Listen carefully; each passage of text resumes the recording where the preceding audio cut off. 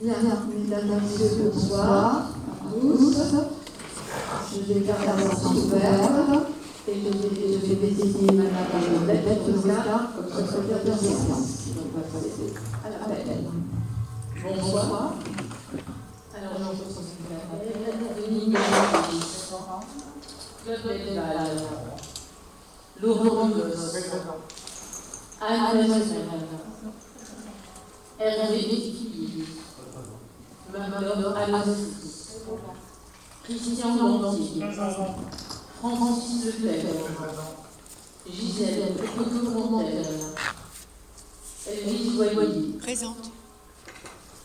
Patrick Landriège, Lionel Pratt, Nathalie Bourgois, Patricia Garambel, Delphine Lucien, Manon Bezenin, Jean Prestel, Philippe Six, Claire Lelouis, Michel Lambert, Sébastien Jean-Bouillon, Valentin Toit,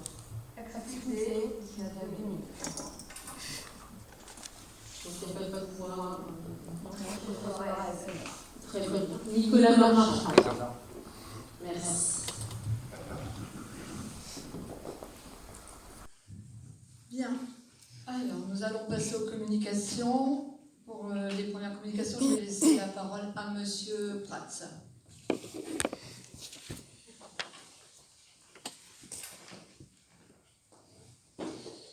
Bonsoir à tous.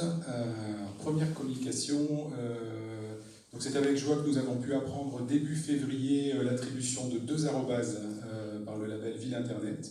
Ce beau résultat est le fruit du travail de chacun, agent ou élu, à tous les niveaux. Rédaction de textes destinés au site internet de la ville, dématérialisation des procédures administratives, gestion du portail famille, du portail de la police municipale, gestion des pointages périscolaires, interaction avec les usagers de la médiathèque, réponse aux demandes du formulaire de contact, instruction des demandes sur l'éligibilité à la fibre optique, intervention technique dans les bâtiments pour les problématiques de téléphone et de câblage informatique, mise à jour des panneaux lumineux, de panneaux pocket, des réseaux sociaux, j'en oublie forcément, tout est important. Concernant le site internet, la fréquentation progresse de jour en jour, actuellement de l'ordre de 3000 visites mensuelles, dont plus de 50% depuis des smartphones. Les rubriques les plus fréquentées sont évidemment l'actualité et l'agenda, mais également la rubrique des associations, les pages dédiées aux travaux, au parc mosaïque, sans oublier celle du conseil municipal. Ce qui pourrait surprendre à premier abord, mais bon, voilà, c'est très fréquenté. Ce site continuera à être alimenté et s'enrichira régulièrement de nouvelles fonctionnalités. Concernant la retransmission vidéo des séances du conseil municipal, comme vous avez pu le constater, la disposition des tables a été légèrement modifiée afin de faciliter la captation. La fréquentation de la chaîne YouTube est honorable au regard de l'intérêt que peut susciter ce type de séquence. Un tout petit peu moins de 500 vues pour le dernier conseil municipal. Nous continuerons d'exploiter ce média dans un souci de transparence de l'action publique. Je vous remercie.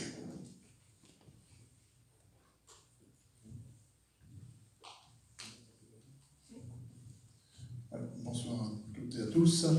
Donc, quelques informations.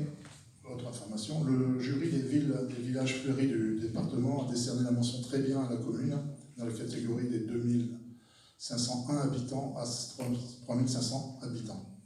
Donc un grand merci au service environnement pour son travail et son implication. La commune s'est inscrite également dans l'opération « Venez broyer du verre avec la MEL ». Celle-ci aura lieu le 25 et 26 avril prochain. Le 25 avril, broyage des déchets verts de la commune. Ça se passera l'après-midi. Donc après le broyat pour être récupéré par les administrés, qui, eux, auront accès au broyage le lendemain, le 26, toute la journée. Le mode opératoire de ces 2 journées sera bientôt communiqué, donc via le site de la commune, et aussi des documents qui seront laissés en mairie. Le site retenu pour ce broyage est le parking Cérébrier, par sa taille. Autre information, il y a eu le 2 mars une collecte de sang. Donc il y a eu 64 volontaires qui se sont présentés. Pour rappel, donc un bon chiffre, hein, parce qu'en général ça tourne autour de ce chiffre-là.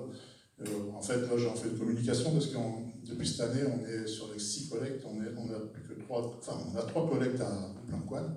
Il y a eu un partenariat de fait avec Noyelles et Embrun. Donc il y a 2 collectes à Embrun et une à Noyelles. En ce qui concerne la première collecte qui a eu lieu à Embrun, il y a eu 67 volontaires. Donc un bon chiffre, parce qu'il faut quand même regarder ce que cela donnait après le changement, après cette évolution dans les lieux de collecte.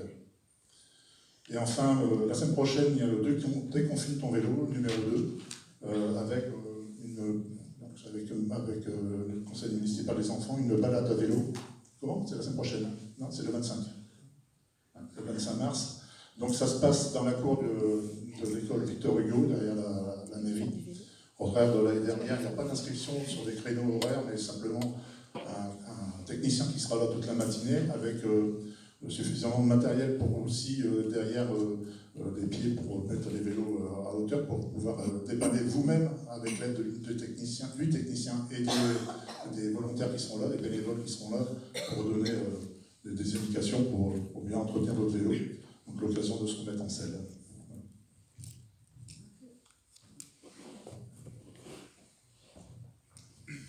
Moi, ce qu'on voulait aussi communiquer, c'est sur les travaux qui sont en cours maintenant, on va dire ça comme ça, sur l'école Villon-Ferry. Comme tout le monde a pu le voir, la piste d'amener de chantier a été réalisée. Les travaux ont commencé par le désamiantage et cette semaine, c'est le début de la déconstruction. Comment je vais dire ça, tout ce qui était changement de sens, modification de la circulation, tout a été mis, tout a été prévu.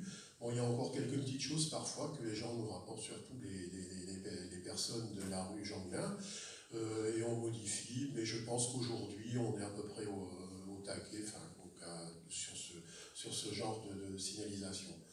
Voilà. Donc, est-ce que vous avez des questions à poser? Je ne pense pas. Voilà. Ça suit son cours. Normalement, le planning prévisionnel est respecté. Le démarrage des travaux a eu lieu comme c'était prévu. Le déroulement se fait comme c'était prévu. Donc, il suffit que ça continue comme ça jusqu'à la fin des travaux et puis tout le monde sera content. Voilà. Hervé, au niveau des travaux, tu parles des travaux, au niveau des trottoirs rue du Verbois, rue du 1er mai, ça va être bouché. Au niveau des trottoirs rue du Verbois, rue du 1er mai, la MEL a été prévenue. Il y a déjà des agents qui sont venus, qui ont vu, qui ont constaté, et le nécessaire sera fait, non pas par la MEL, puisque c'est l'entreprise qui a passé le câble, enfin pas le câble, la fibre, qui doit intervenir pour réparer ces mésaventures. Parce qu'on va appeler ça comme ça, c'est un bon verbal. Voilà.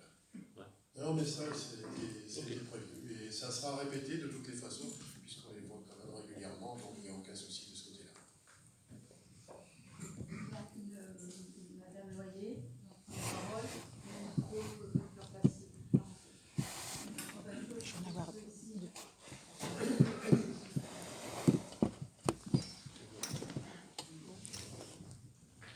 Merci Lionel, merci.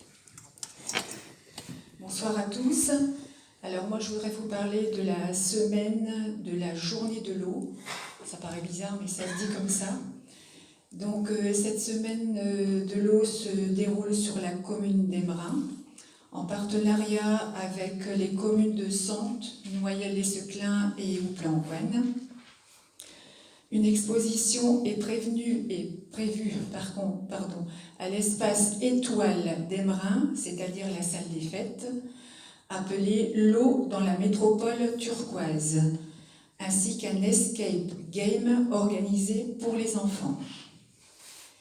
Il y aura également des visites prévues de l'usine de l'eau et de la station d'épuration. Pour ces manifestations et la visite de l'exposition, il faut s'inscrire auprès de la mairie d'Embrun pour avoir tous les détails, les horaires et ce que vous pouvez visiter, puisque Il y aura pas mal de belles choses à voir. Évidemment, les places seront limitées. Ensuite, le dimanche 26 mars est organisée une marche de 5 km appelée Marche à l'eau. C'est le nom qui a été donné par Madame Ponchot de la mairie d'Aimerun. Alors, c'est une marche comptée sur le circuit des fourrages. Il y aura un départ à 10h devant l'école de Noyelles-les-Seclins avec les marcheurs du plan Coine. Un départ est également prévu à 10h devant la mairie d'Aimerun avec les marcheurs de Sante. Ça a été prévu comme ça. Maintenant, si les marcheurs de Sante veulent aller à Noyelles, ils ont droit. Et un point de rencontre est prévu à mi-parcours entre les deux marches pour un ravitaillement dans les bois. Et bien sûr, retour au point de départ. Un flyer avait été distribué ce week-end avec le fil où on peut voir le détail du parcours. Voilà. Et en même temps, vous pouvez aller voir le site de la mairie. Normalement, il y aura toutes les précisions. Voilà, merci. Bien, et en dernière info, communication, ça concerne la chasse aux œufs. L'année dernière, nous avions fait pour la première fois une chasse aux œufs au parc Mosaïque. Cette année, on renouvelle cette chasse aux œufs qui avait très très bien fonctionné. Elle aura lieu le 9 avril et cette année sera un peu plus tard en horaire, ce sera pour 10h. Il y aura de la communication qui sera mise en place. Mais comme le parc Mosaïque est encore fermé à ce moment-là, il n'ouvrira que pour ce temps de chasse aux œufs. Il sera fermé après, forcément. Et interdiction aux gens de l'extérieur, enfin quand je dis extérieur, s'ils veulent venir se balader dans le parc, ce ne sera pas possible. C'est seulement pour la chasse aux œufs. Voilà. Bien, donc les communications étant terminées, on va passer à l'ordre du jour, au premier point qui est l'approbation du procès verbal du 30 janvier 2023. Y a-t-il des remarques, des questions? Très bien, je mets au vote. Qui est contre? Bien. Qui s'abstient? Donc, toutes les autres personnes sont pour. Je vous remercie. Je vais passer la parole à Monsieur Deblos pour le point numéro 2. Bonsoir mesdames, bonsoir messieurs. Donc nous allons passer au premier élément de ce conseil un peu particulier consacré au budget, donc au résultat 2022 et on terminera par le budget primitif 2023. Alors il y a eu une nouveauté en 2023 puisque nous avons décidé de passer en nomenclature M57. Précédemment, nous étions à M14, ce qui fait que, entre autres, ce qui a pour conséquence que quand on verra le budget primitif, vous n'aurez pas la vision de N-1. Ce qui est normal puisque ce n'est pas les mêmes maquettes, ce n'est pas les mêmes éléments, donc on ne peut pas comparer ce qui n'est pas comparable. Donc on va commencer par le compte de gestion.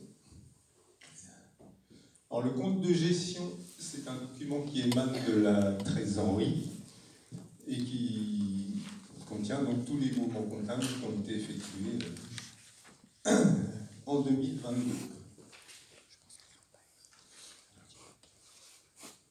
Donc vous avez pu avoir pour ce conseil. Je vais le passer au vote. Qui est contre? Question, oui. Justement, dans le compte de gestion, nous n'avons pas le remontement madame. Ah oui.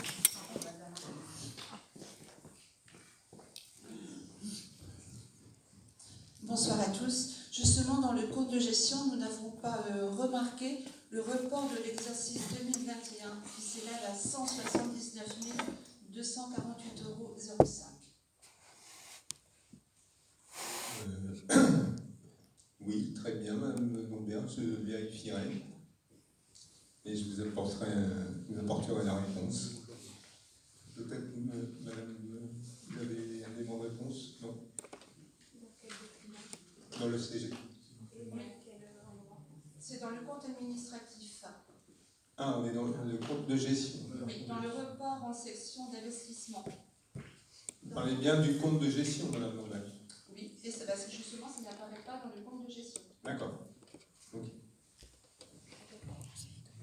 Pardon ? À quelle page ?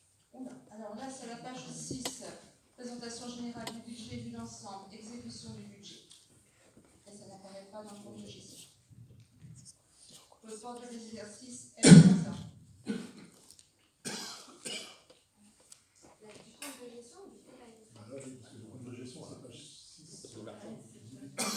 Alors, je dis que dans le budget, report de l'exercice N-1, qui s'élève à 179 248 euros, n'apparaît pas dans le compte de gestion. Pardon, Madame Lambert, mais vous parlez de compte de gestion, de compte administratif, maintenant vous parlez de budget. Est-ce que c'est ce document? C'est page 12. Est-ce que c'est ce document dont la première page apparaît ici? Et c'est bien ce document-là. Donc c'est le compte de gestion. À la page 6, oui, mais à la page 12, il n'apparaît pas. C'est ce que je... D'accord.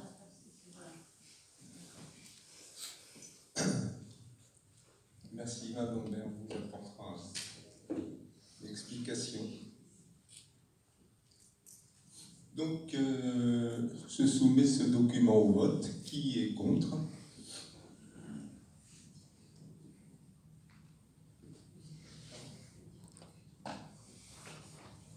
Alors, donc, 2 personnes sont contre. Qui s'abstient?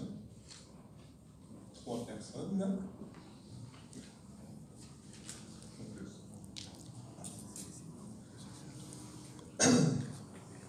Alors, nous allons maintenant passer au compte administratif 2022.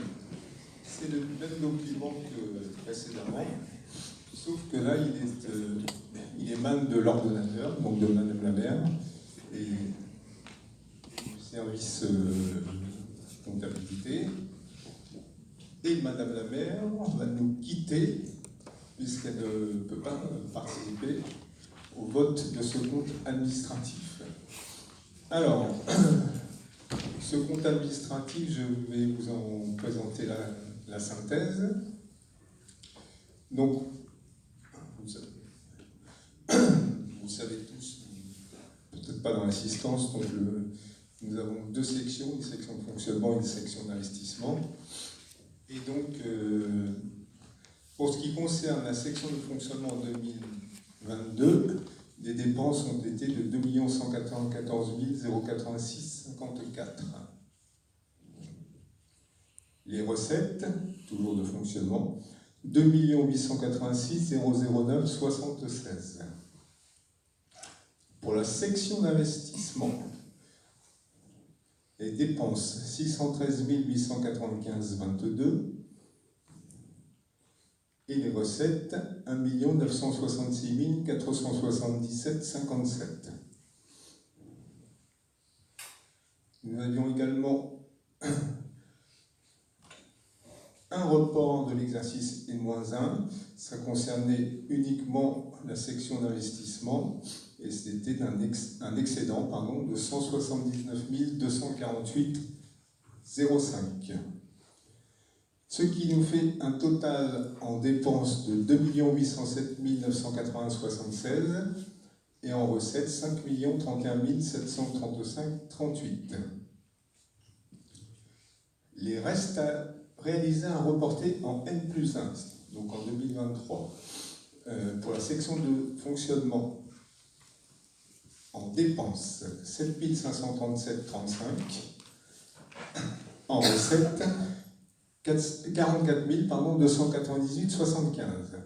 Et pour la section d'investissement, donc 72 371,58 en dépenses et 32 362,59 en recettes. Ce qui fait un total des restes à réaliser en dépenses de 79 908,93 et en recettes de 76 661,34. Le résultat cumulé donc pour la section de fonctionnement en dépenses est de 2 201 623,89 et en recettes de 2 930 308,51. Pour ce qui concerne la section d'investissement, les dépenses se montent à 600 186 266,80 et de recettes 2 178 088,21. Total cumulé 2 887 890,69 pour les dépenses, 5 108 396,72 pour les recettes. Voilà. Alors moi j'ai une question. Bonsoir à tous. Donc moi j'ai quelques questions. Donc tout d'abord concernant les chiffres du total des dépenses de fonctionnement. On a remarqué qu'elles ne correspondaient pas à ceux présentés lors de la commission des finances. Oui. Qu'on a eu la semaine dernière. Donc on voudrait savoir qu'est-ce qui explique cette différence. Il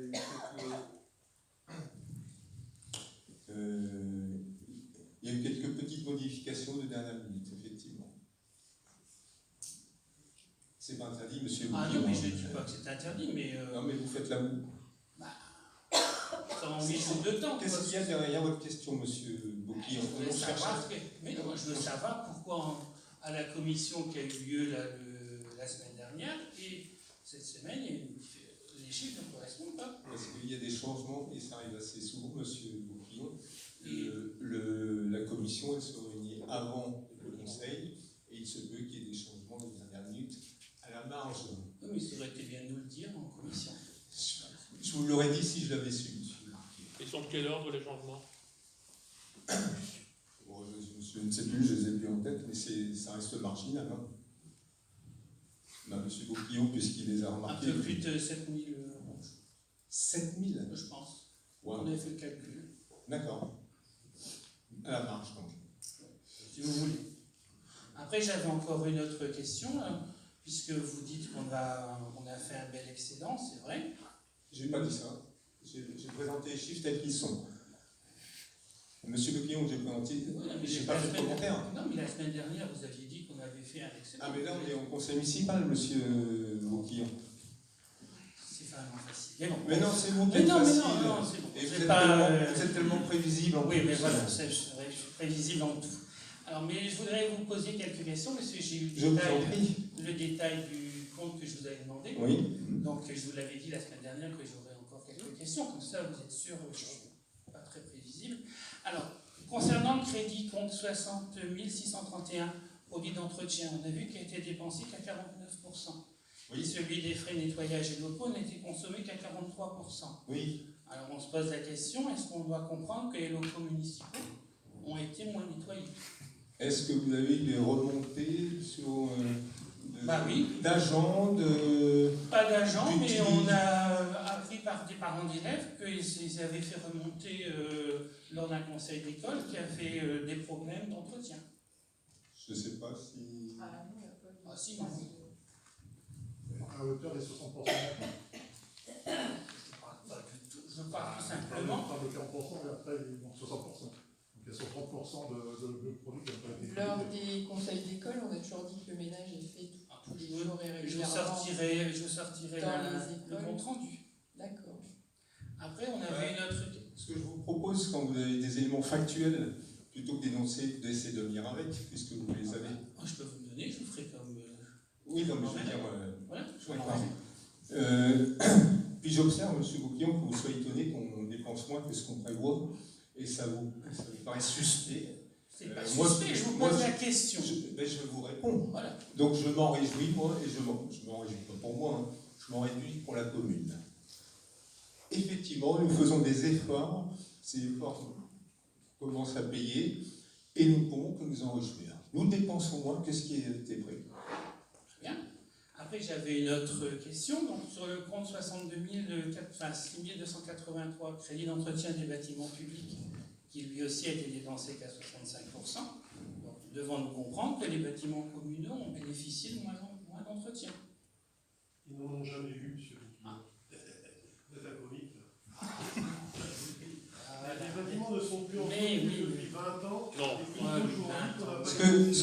Pourquoi pas 50 ans aussi. Ce que certains appellent les bijoux de famille. Oui, 50 ans. Les bijoux. 50 ans. On veut dire des diamants. Heureusement que vous êtes arrivé. Voilà. Ah bah oui. Ah oui. Oui. Voilà. On verra après, monsieur. Oui. Ne vous inquiétez pas. J'avais une autre question. Et heureusement que vous n'êtes pas arrivé. Oui, bien sûr. Pourquoi? C'est ce que j'aurais fait. Alors, par contre...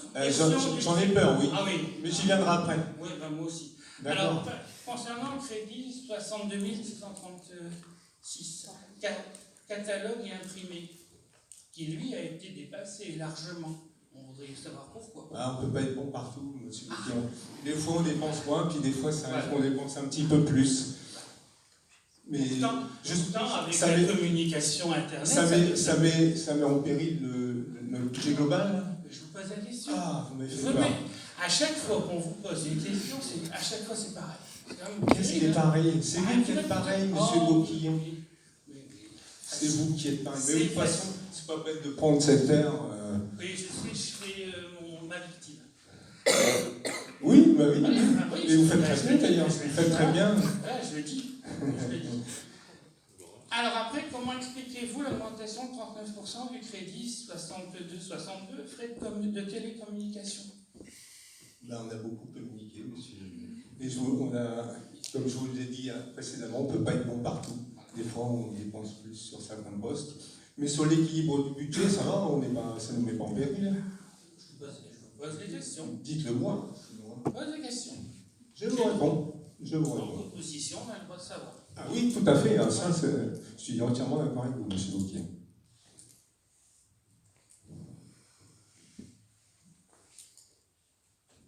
Très bien. Donc, je propose de mettre le CA, soumettre le CA au vote. Qui est contre? 2 personnes. Qui s'abstient? 3 personnes.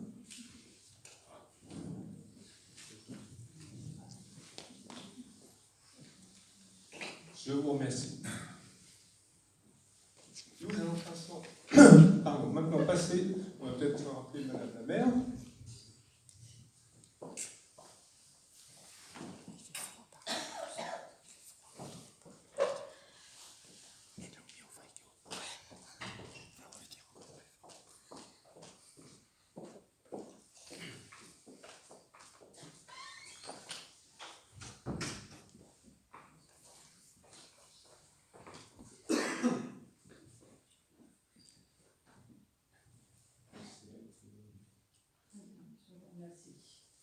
Ensuite,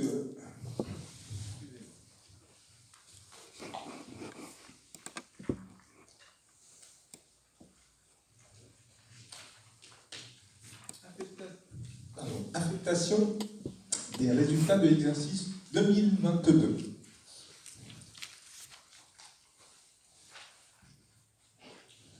Que vous allez voir apparaître à l'écran. Donc, qu'est-ce que le résultat de l'exercice 2022? C'est tout simplement, ce sont tout simplement les dépenses moins les recettes.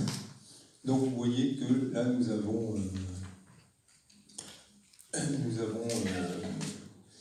eu un résultat de 691 923,22 € qui sera affecté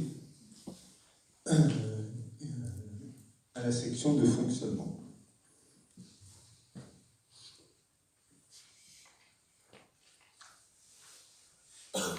Je vous propose de mettre ce résultat au vote. Qui est contre? Qui s'abstient? J'ai pas vu le champ. Oui, pardon. Donc 5 abstentions. Pas de contre, 5 abstentions.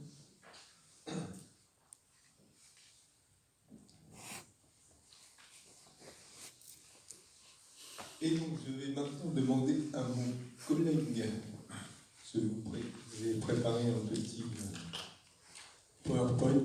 Vous en avez vu une partie, monsieur Beauquillon, à la commission.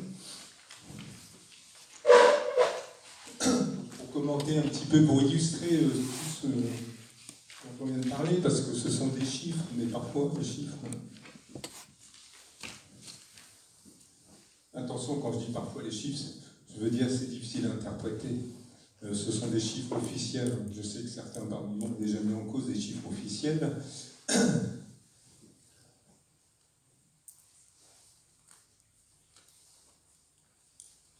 Donc le contexte financier 2022, on a commencé à en parler. Et donc, on arrive le résultat dont on vient de parler précédemment. Donc c'est bilan exercice 2022, résultat significativement positif. Je ne vous rappelle pas le chiffre, et je vous ai mis parce que pour moi ce sont des notions simples, hein. Le résultat, ce sont les recettes moins les dépenses. Ensuite, ce qui nous donne une CAF nette du remboursement de capital des emprunts 2022 de 641 516 €. Alors la CAF nette, c'est la CAF brute. La CAF brute, ce n'est pas le résultat que vous avez vu précédemment. Attention. Donc la CAF nette, on retire l'amortissement, donc uniquement le capital des emprunts. Pour parler simple, on a parlé de dépenses-recettes. Là, je dirais que c'est notre épargne. Donc 641 516 €. Comme je l'ai dit tout à l'heure, je m'en réjouis. Je pense qu'on s'en réjouit, pas pour nous, mais pour la commune. Pourquoi on s'en réjouit? Parce que je vous rappelle que quand on est arrivé, on a eu un contrôle de la Chambre régionale des comptes qui nous a donné des recommandations qu'on a essayé de tenir, et surtout des injonctions. C'est-à-dire qu'on n'avait pas le choix de redresser les finances de la commune. Donc je vais demander à mon collègue. Donc cette CAF nette, elle représente 31,8% des dépenses de la section de fonctionnement.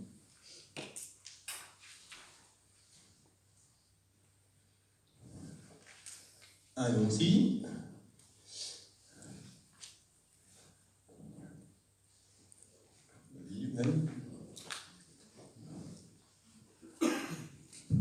Non, ouais, vas-y. Donc la CAF nette, donc vous voyez sous forme d'histogramme, il est assez parlant, hein. Donc je reviens à la CRC, notre situation financière qui était compliquée. 2022. Alors il nous a fallu un petit peu de temps, quoi qu'on n'ait pas rougir, mais bon, 2000. Je ne vais pas compter 2020 parce que c'était qu'on a partagé un mandat avec l'ancienne équipe, mais voilà. Et puis on regarde si par le passé, hein, bon. Donc la CAF nette moyenne sur la période est de 147 000 €.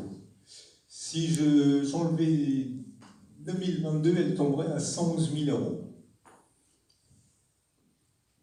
Vas-y, Lionel.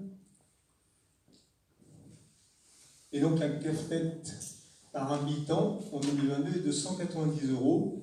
Elle était de 19 € en 2013. Voilà. Alors, j'en profite pour vous dire,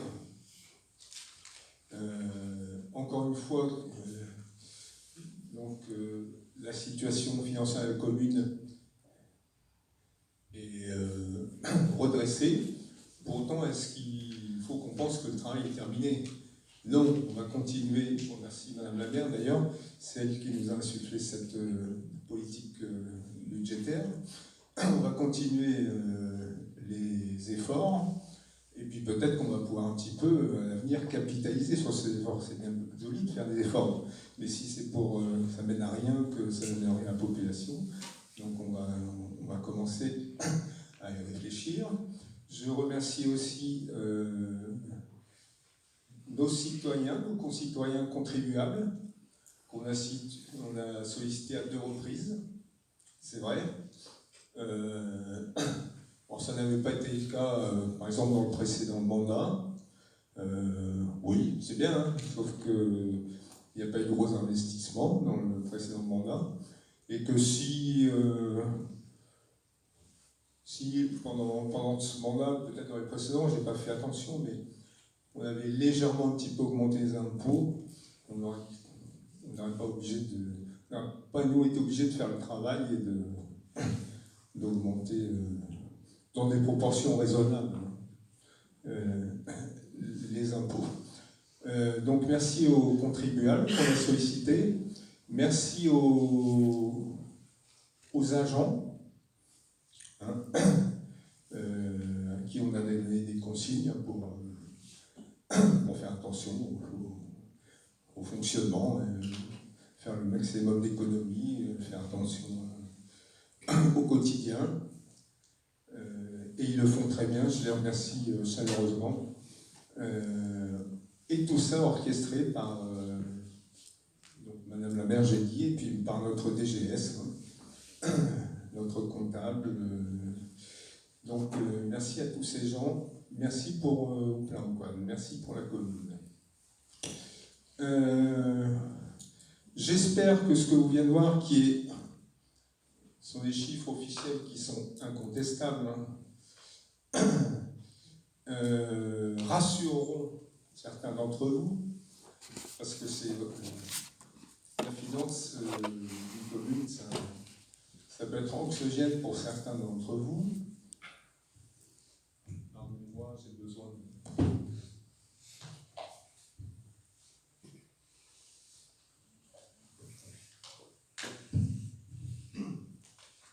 Même très anxiogène. Hein. Par exemple, j'ai un exemple d'un citoyen très inquiet, qui a écrit en décembre 2022 à la majorité municipale, bizarrement, sauf Madame la maire et Monsieur le premier adjoint, et qui commence ainsi: êtes-vous bien conscient que vous menez directement la commune à la banqueroute? Soit on est complètement conscient ou stupide, mais vous voyez bien que ce n'est pas le cas. Et je voudrais vous préciser également, parce que là on n'en a pas parlé, mais on a un taux d'endettement qui est tout à fait dans la moyenne, un peu au-dessus par rapport aux communes, aux autres communes, mais tout à fait dans la moyenne nationale. Et donc il n'y a aucune raison et j'ai eu de s'inquiéter outre mesure, et ça m'a été confirmé par une conversation ce vendredi avec notre trésorier, à qui on a parlé de ces sujets, et qui m'a dit, quand il a su la CAF, que, je vous dis, ce qu'il m'a dit, partiez de loin. Donc voilà. Donc, l'endettement, c'est pas un sujet pour l'instant. Et puis en plus, on fait des investissements à l'école, donc c'est pas inquiétant d'être endetté pour investir. Ce qui est inquiétant, c'est pas pouvoir rembourser. Bon. Je suis pas inquiet pour cette année, ni même pour l'année prochaine. Donc j'espère que ça rassure ce citoyen inquiet. Qui j'ai pas répondu d'ailleurs, parce que c'est assez excessif, c'est assez indigeste. Il y a beaucoup de bêtises, et puis on dirait qu'il voudrait que son souhait, c'est que ce soit prémonitoire. On dirait qu'il ne veut pas le bien de la commune, il voudrait que ses prévisions funestes se réalisent.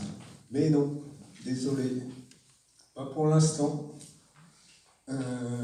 Donc ça, c'est un citoyen, mais après je comprends que les gens s'inquiètent. Et puis il y a également une association qui est très inquiète pour nous, cette municipalité qui titre dans ses tracts nous aura vraiment tout fait après les augmentations d'impôts passées et à venir,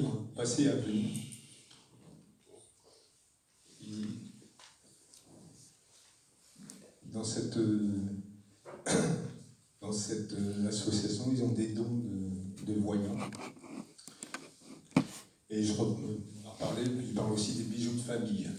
Quand on voit l'état du patrimoine, moi j'appelle pas ça des bijoux, mais on pourra en parler. Et c'est pas on ne vend pas pour plaisir de vendre, on restructure. Donc voilà ce que je voulais dire. Le reste, c'est curieux d'ailleurs, parce que c'est un peu le même style indigeste que le citoyen dont je parlais tout à l'heure, mais ça doit être un hasard. Voilà. Donc tout ça pour vous dire, mes chers concitoyens, que pour l'instant, en tout cas pour, vous l'avez dit, pour l'année prochaine, pour cette année et pour le futur, on va essayer de rester dans le... Alors je ne dis pas qu'on fera encore 641 l'année prochaine, hein. Je ne suis pas voyant, moi. Mais pour l'instant, je n'ai pas plus d'inquiétude que ça. Et comme je l'ai dit déjà moult reprises, n'importe quel citoyen qui s'interroge sur les finances de la commune sera reçu par mes soins avec plaisir, et on pourra en échanger. Mais il y a des gens qui se posent des questions et ils veulent pas des réponses parce qu'ils veulent encore une fois, que ce qu'ils prophétisent se réalise. Donc je vois personne. S'il y a un citoyen très sympathique d'ailleurs, lorsqu'on a au vœu, puisqu'on avait tous une table, il y a un seul citoyen qui m'a interpellé sur les impôts qu'on avait augmentés 2 fois de suite. On a échangé, et je comprends qu'il m'ait reproché, mais il était très courtois, on a eu un échange, et puis... Mais il y a très peu de gens, malheureusement, qui viennent me voir, et ils se laissent influencer par ce que je vous ai dit, ce dont je vous ai parlé précédemment. Voilà.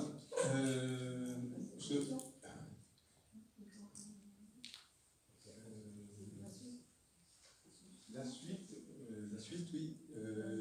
Lionel, donc c'est avant le vote des taxes, on va passer, Non.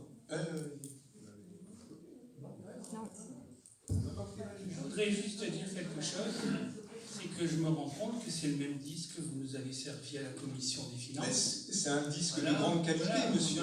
Donc pas, tout ce qui est de qualité, on ne s'en lasse pas. Ça devient un disque rayé. Mais non, il n'est pas rayé. Mais si, votre disque c'est la réalité. Vous avez fait la même chose en commission des finances. Mais oui, la même chose. Et pourquoi je serais différent? Parce que vous pensez que les chiffres vont changer? Je ne vous parle pas des chiffres, je ne parle pas des chiffres, mais je vous parle de tout ce votre litanie que vous avez fait là juste maintenant en mettant. Mais on pourrait en parler aussi de vos litanies, vous faites toujours la même chose. Et le monsieur, le président de cette association, on pourrait parler de ses litanies aussi. Un grand numéro encore la semaine prochaine, ou la semaine dernière, pardon. Je crois qu'on va arrêter là. On n'est pas là pour ça. Oui, on va s'arrêter là. Je voudrais simplement ajouter quelque chose, Laurent. Oui. Non, je pense au micro. Dans le mandat précédent, tu feras la somme des investissements qui ont été faits. Je ne vais pas les citer, tu feras la somme. Moi, je l'ai. Non, tu feras la somme. Par exemple, il a fallu finir la médiathèque. Bon, tu regarderas la somme qui était investie dans la médiathèque. Tu regarderas la somme qui était investie dans la médiathèque. Philippe a fait une bonne partie de l'éclairage public. Tu regarderas la somme qui est investie là-dedans. Oui. J'en dirai pas plus. Je comprends, Jean, et excuse-moi, je me suis... C'est facile de dire. Non, rien fait pendant le mandat précédent. C'est très facile. J'ai dit ça. Bon, j'ai dit la salle des fêtes. C'est tout. Jean, est-ce que j'ai dit rien n'a été fait dans le mandat? Ouais. J'ai dit ça ou... Il n'y a pas fait grand-chose. Alors, si j'ai dit ça, je te prie de m'en excuser. Je parlais d'investissements significatifs, des gros investissements. Il fallait finir la médiathèque. La médiathèque, c'était quasiment presque 2 ans pour la terminer. Parce qu'on est à l'arrêt. D'accord, ok. Pour moi, les travaux étaient arrêtés. Et après, tu regarderas qu'on a payé des travaux supplémentaires aussi, qui n'étaient pas négligeables. Mais c'est normal, hein. À chaque construction, il y a toujours des travaux supplémentaires ou complémentaires. Hein. D'accord. En tout cas, je ne voulais pas dire que rien n'avait été fait pendant le précédent mandat. Si j'ai dit ça, je me suis mal exprimé. Lionel.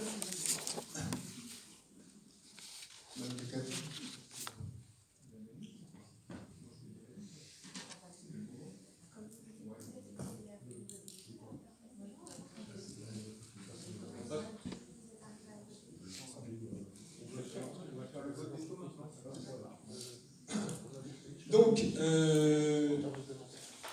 le point suivant, c'est le vote des taxes locales 2023. Donc, je vous annonce qu'en 2023, il n'y aura pas d'augmentation des taxes par la commune. Sauf si certains sont contre. Peut-être ceux qui disaient à venir.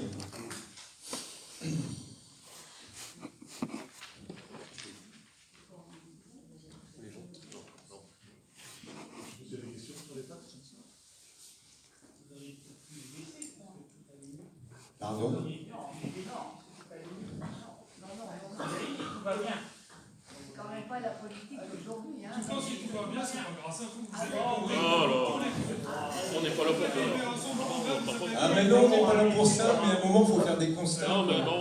Alors je comprends que ce ne soit pas facile pour vous, mais... Je sais pas que c'est pas facile. Voilà, il suffit de regarder là. Ça n'a rien à voir, c'est juste pas l'endroit. Ça n'a rien à voir. Non, non, mais c'est pas l'endroit pour régler des comptes avec les personnes. On ne règle pas des comptes. Ah bon?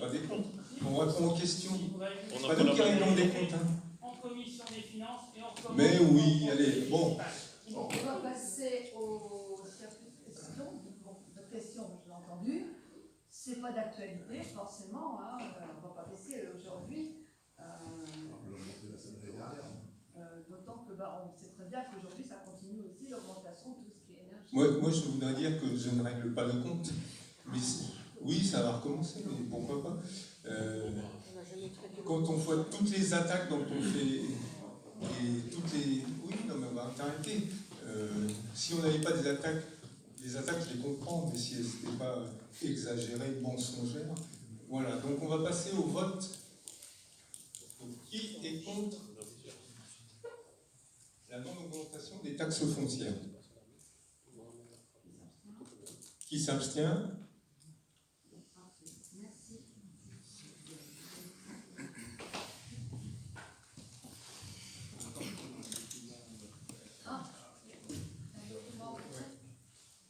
Oui, on a un autre document sur les finances.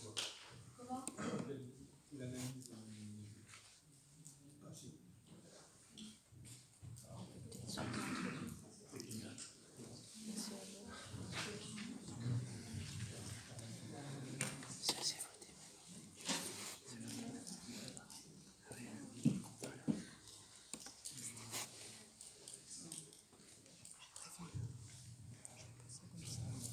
Je crois qu'on va passer pour l'instant à la délibération 6 pour les subventions.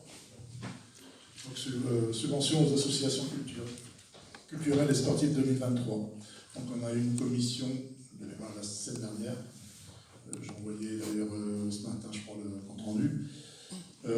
Donc les associations, pour avoir une subvention, doivent remplir un dossier de demande de subvention. Donc ils reprennent des informations sur leur association et sur leur projet à venir. Donc ils avaient un dossier à rendre pour le 3 février 2023. À ce jour, il y a 2 associations qui n'ont pas rendu leur dossier. On l'avait évoqué en commission. C'est la PEH et la PEEA. Donc, comme on avait dit en commission, c'est pas fermé non plus pour avoir cette subvention. On ne peut pas la voter dans le sens qu'on n'a pas fait de demande. 3 autres associations, Dancing Country Club, l'Accueil et André Productions ne sollicitent pas de subvention pour cette année. Et donc dans nos discussions, on avait évoqué le fait de ne pas bouger les subventions par rapport à l'année dernière, le montant des subventions. À savoir qu'on avait une enveloppe l'année dernière de mémoire de 11 100 €. Là ici on est arrivé sur un quota de 10 690 €.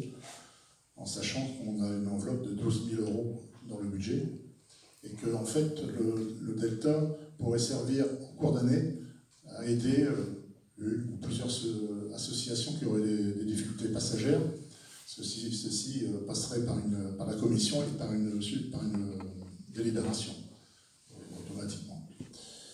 Il y a eu un débat par contre sur 3 associations au niveau des subventions. Où là on a fait pour l'une, on a fait un effort, pour 2 autres, on a un peu baissé la subvention. Donc on a débattu en commission. Pour les citer, de toute façon c'était dans le compte rendu de la commission. On avait un débat sur le perle d'Asie et sur les donneurs de sang. Voilà. Pourquoi on avait vu en commission, même certains d'entre vous en commission, même proposé de baisser même plus que ce qu'on a fait cette subvention, tout au moins pour la donneur de sang.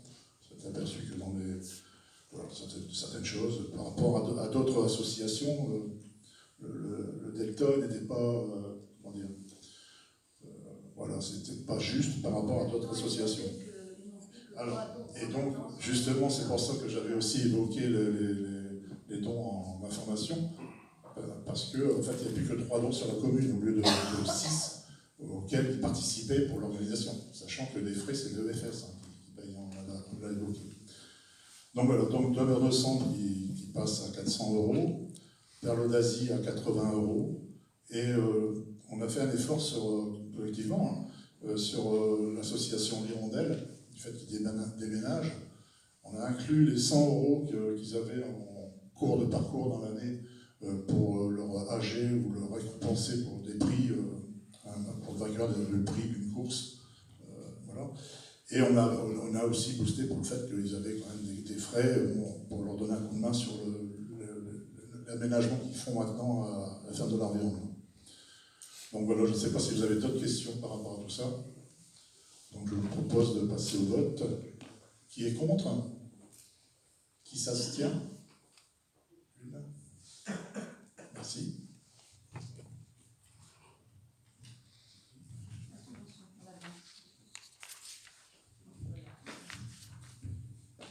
Bien, donc la subvention, une autre subvention, c'est pour l'accueil, comme ça se faisait précédemment, c'est pour le gala de danse.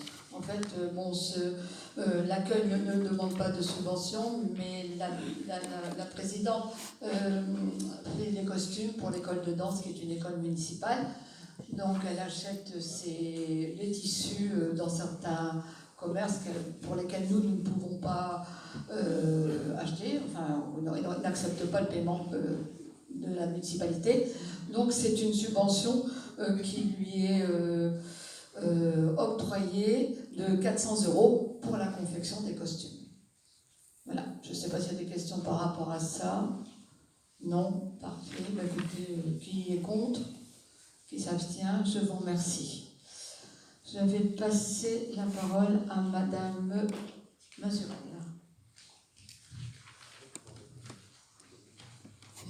Bonsoir à tous. Donc, nous passons au vote des subventions pour le CCAS. Donc, il convient de fixer le montant de la subvention à allouer pour le fonctionnement du CCAS du Plain-Antoine pour cette année 2023.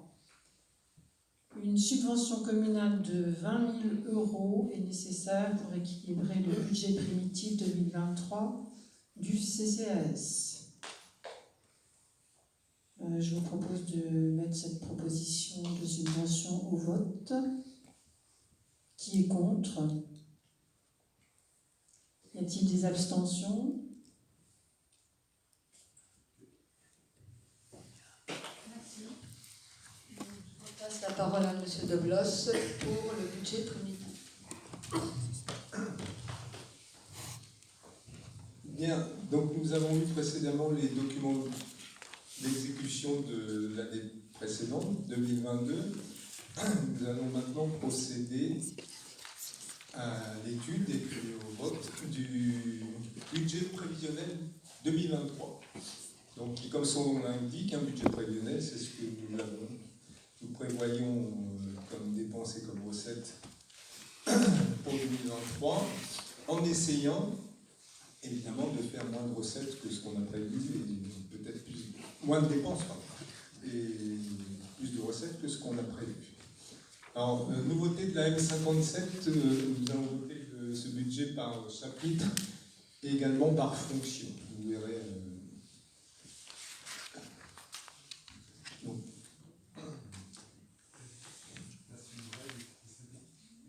Non, c'est le budget primitif.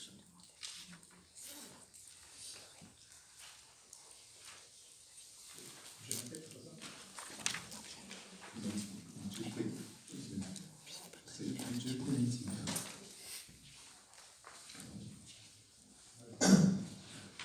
Alors, donc pour les dépenses de fonctionnement pour ce qui concerne le chapitre charges à caractère général, nos propositions nouvelles sont de 780 169,75 €, auquel s'ajoute le report de 7 537,35 €, ce qui fait 788 707,10 €. Je vous rappelle que, contrairement aux autres années, comme on a changé de maquette, on n'a pas de événement à ça. Pour le 012, donc les charges de personnel et frais assimilés. Donc nous prévoyons 1 402 901,96 €. Le 014, atténuation de produits, 91 809. Donc ça ne change pas, c'est tous les années le même chiffre, c'est ce que nous versons à la MEL. Autre charge de gestion courante, 142 758. Charges financières, 51 727,58. Ça, ce sont les intérêts des emprunts. Charges spécifiques, 2500. Dotation aux amortissements aux dépréciations, 43 200. Total dépenses réelles, 2 516 066,29. Total dépenses d'ordre, 341 581 43. Donc ce qui fait un total, si on ajoute le report pour les totales dépenses réelles, de 2 523 603,64. Alors je vous rappelle que les dépenses d'ordre, ce sont les dépenses qui ne font pas l'objet de mouvements de trésorerie. Au niveau des recettes de fonctionnement maintenant, donc 70, produits, des services, domaines et ventes diverses. Nous prévoyons 159 720. Impôts et taxes, 360 700. Imposition directe, 1 645 601. Dotation et participation, 557 423. Autres produits de gestion courante, 47 000. Atténuation de charges, 40 000. Il y avait un report de 44 290,75, ce qui fait un total de 84 290,75. Ce qui nous donne en total recettes réelles 2 810 444,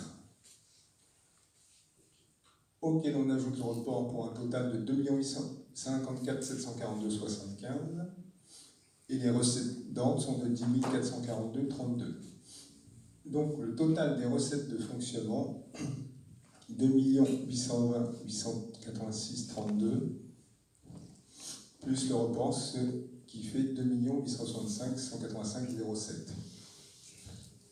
Dépenses égale recettes, puisque vous savez qu'un budget doit forcément être équilibré.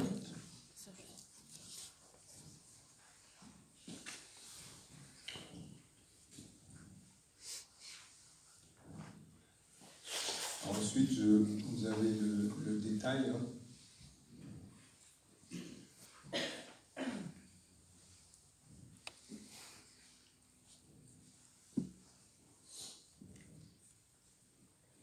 Donc, on va passer à la section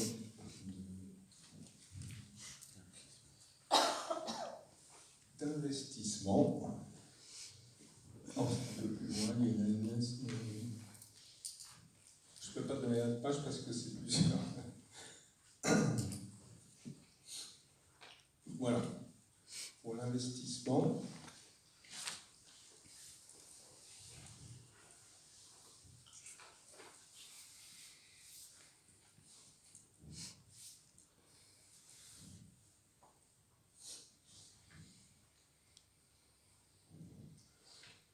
Donc, emprunt et dette.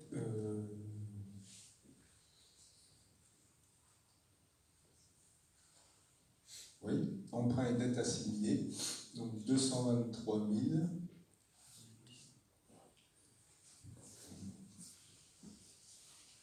Immobilisation corporelle 394 447. Avec le report, ça fait 440 121. Ce qui nous fait un total de 663 121. Pour les opérations, nous avons prévu programme d'éclairage public qui avait été initié pendant le mandat effectivement de Jean, 70 000 euros. Acquisition bureautique, 11 000. Restructuration infrastructure scolaire, ça c'est la nouvelle école, 300 450 159, plus le report, ça fait 3 482 868 55. Un budget participatif de 5 000 euros, c'est...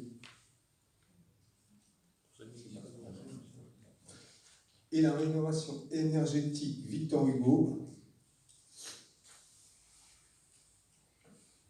120 000.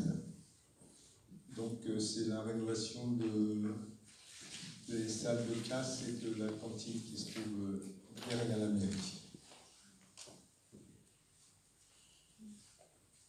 Donc le total des dépenses, proposition nouvelle plus report, se monte à 3 688 868 55. Et au niveau des dépenses d'ordre, 10 442 32. Donc total dépenses d'investissement, 4 362 420 08. Les recettes, excédent d'investissement reporté, 1 531 830 40. Dotation fonds divers et réserves, 699 923 22. Subvention d'investissement reçu, 29 905 44. Emprunt et dette assimilée, 3 000. Donc, ce qui fait un total recette de 2 264 659 06. Le programme d'éclairage public, nous prévoyons une recette de 32 362 59. C'est à peu près, c'est 40%, madame Descatoires. 40% des dépenses. Restructuration infrastructure scolaire, 1 723 817.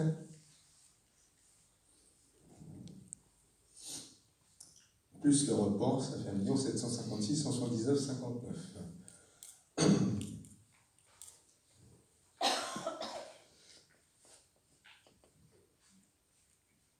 Total recette 1, opération d'investissement, 341 581 43.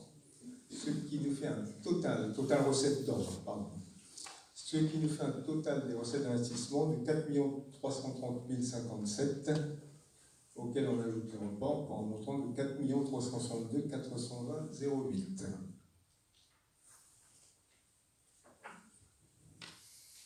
Solde d'investissement, 40 008 99.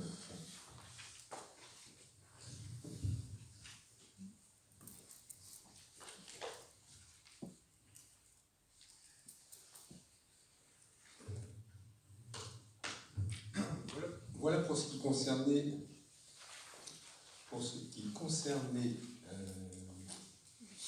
les chapitres des sections investissement et fonctionnement, dépenses en recettes.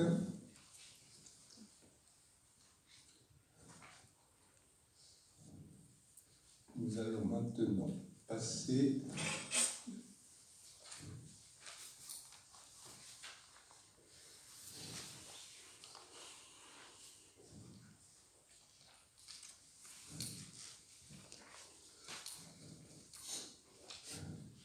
à la nouveauté de la M57, c'est-à-dire la vue d'ensemble du fonctionnement par fonction.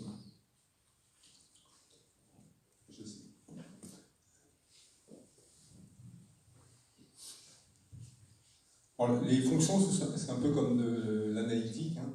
Donc on raisonne cette fois-ci par, vous voyez, par exemple, vous allez voir, il y a les fêtes et cérémonies, l'information, communication, publicité, l'administration générale de collectivité, etc.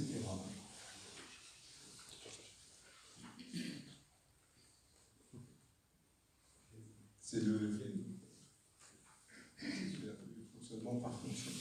Tu l'as, ça?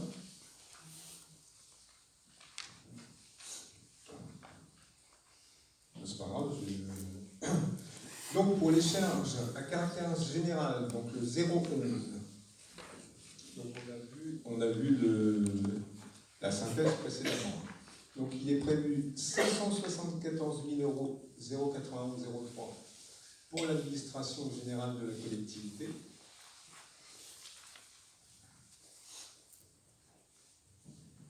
Donc, chaque fonction a un numéro, hein, c'est nomenclaturé. Donc là, c'est le 0,20. Le 0,22, c'est l'information de communication de publicité, donc nous avons prévu 2500. Le 0,23, fêtes et cérémonies, 6510. Pour le 0,12, charges de personnel et frais assimilés, ça ne concerne que le 0,20, c'est-à-dire l'administration générale de la collectivité, et le montant est de 678 918,96. Et il y a également, je dis, ça concerne, non mais pas que, l'Assemblée délibérante, 518 euros. Atténuation de produits, on retrouve nos 91 000 de lamelles qui sont dans le 0,20. Autre charge de gestion courante, 32 648 pour le 0,20, administration générale de collectivité. 160 pour les fêtes et cérémonies, 0,23. 12 000 pour l'aide aux associations, 0,24. 85 800 pour l'Assemblée délibérante.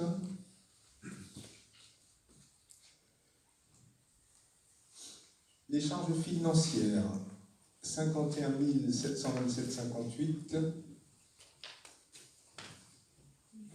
Alors ça, ce sont des... Je ne sais plus ce que c'est même, des 80 opérations de ventilation. C'est le 66. Ah oui, l'intérieur. Article 67. Donc 1 000 euros pour le 0,20. Administration générale.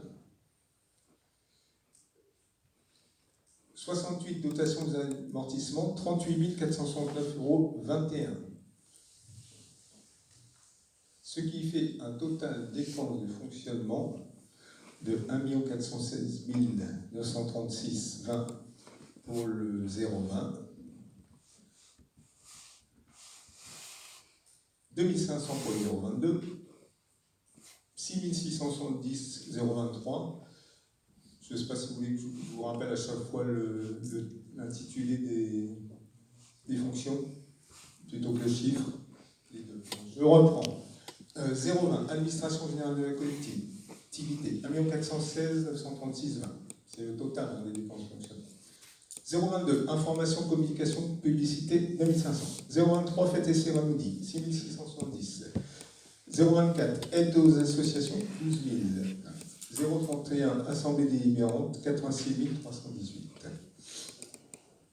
Pour les recettes de fonctionnement, cette fois-ci, 70, donc ce sont les produits services domaines et donc diverses. 0,20, administration générale de la collectivité, il est prévu 13 000. Cimetière et pompes funèbres, c'est 0,25, 3 000. Impôts et taxes.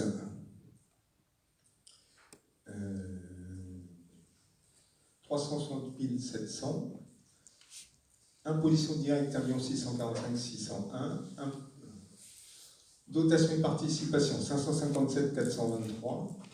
Autres produits de gestion courante. Donc là, nous avons 47 000 pour administration générale de la collectivité. Produits spécifiques, 8 732 pour le 0,1 opération de ventilable et 2 435 pour le 0,20 administration générale de la collectivité. Ce qui fait un total de recettes de 2 571 731,32 pour le 0,1, 102 435 pour le 0,20 administration générale, 3 000 pour cimetière et pompes funèbres.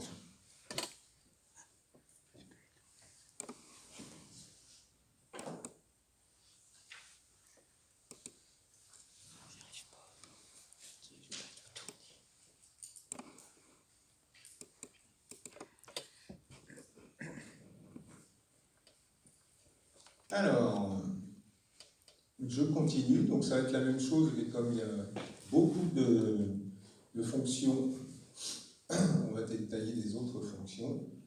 Donc on passe au 11. 11, c'est police, sécurité, justice.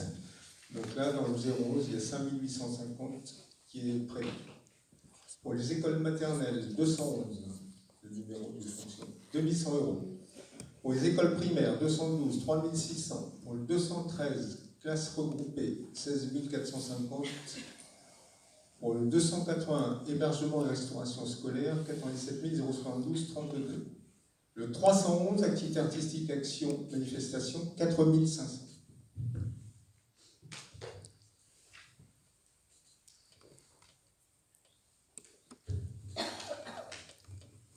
Pour le chapitre 012, charge de personnel et frais assignés. Pour la police, sécurité et justice, 34 494. Pour le 20, service commun, 837. Pour le 211, école maternelle, 79 681. Le 213, classe regroupée, 45 453. Le 281, 136 919. 281, hébergement et restauration scolaire. Le 311, activité artistique, action, manifestation, 83 283. Le 014, désignation de produits, il n'y en a pas pour ces fonctions-là. Le 65, autre charge de gestion courante, 2700 pour la police, sécurité et justice. 5050 pour le, c'est-à-dire le 11, pardon. 5050 pour le 213, classe regroupée. Et pour le 311, activités artistiques, action, manifestation, 700 €. Ce qui fait un total dépenses de fonctionnement pour la police, sécurité, justice, fonction numéro 11, 43 044. Pour la fonction d'un service commune, total 837. Pour le 211, école maternelle, total 80 781. Le 212, école primaire, 3600. 213, classe regroupée, 66 953. 280, hébergement et restauration scolaire, 233 991, 32. 311, activités artistiques, actions, manifestations, 88 983. Nous passons maintenant aux recettes de fonctionnement. Donc 70 produits des services domaines.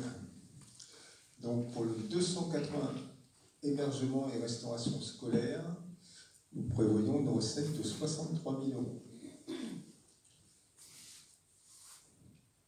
Et pour la fonction 311, activité artistique, action, manifestation, une recette de 10 000 €.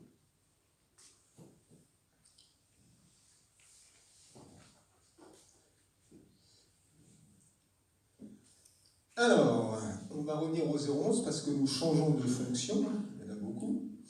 Donc, pour le 011, donc les charges à caractère général, 313, ce sont les bibliothèques médiathèques, 5550. 315, service d'archives, 500. 322, stade, au pluriel, 700. 331, centre de loisirs, 400.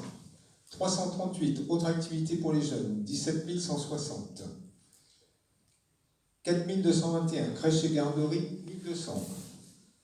Pour les charges de personnel, pour le 312 patrimoine, 186 686. Pour le 313, bibliothèque, médiathèque, 37 033. Pour le 338, autres activités pour les jeunes, 38 350. Le 4221, crèche et garderie, 58 852 00. Le 65, autres charges de gestion courante, 3 000 pour le 313, bibliothèque, médiathèque. 700 pour le 338, autres activités pour les jeunes. Total dépenses de fonctionnement, 186 686 pour le patrimoine, 45 583 pour la bibliothèque, médiathèque, 500 pour les archives, 320